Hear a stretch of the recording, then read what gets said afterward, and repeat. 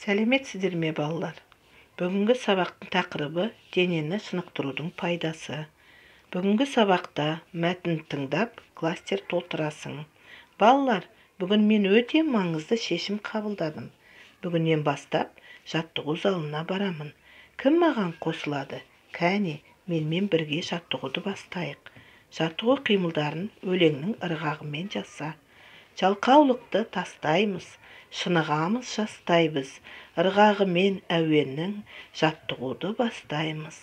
1, 2, 3, бойға жинап күш, оңға, солға бұрылып, бастапқы қалыпқа түс.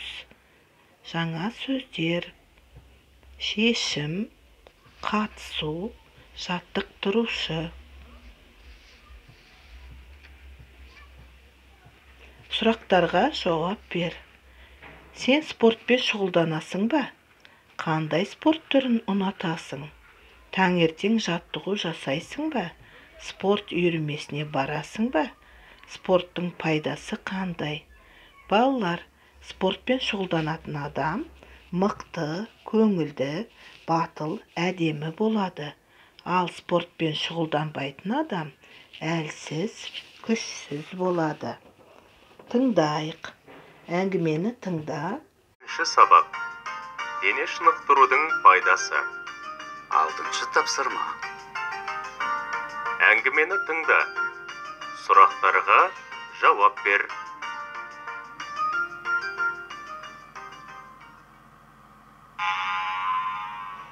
Сұңғат бүгін жүгіруден жарысқа қатысады.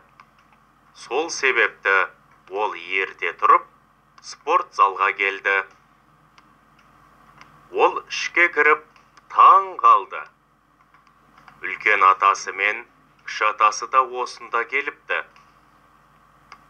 Таң қалған Сұңғатқа үлкен атасы: «Балам, неге таң қаласың? Біз бүгін сенің жаттықтырушың әрі жан күйерің боламыз», деді.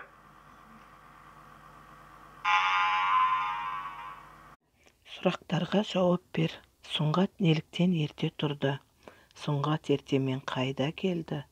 Спортзалда ол кімдерді кездестірді? Сұңғаттың аталары қандай шешім қабылдапты? Есіңде болсын, дене шынықтыру адамның өмір жасын ұзартады.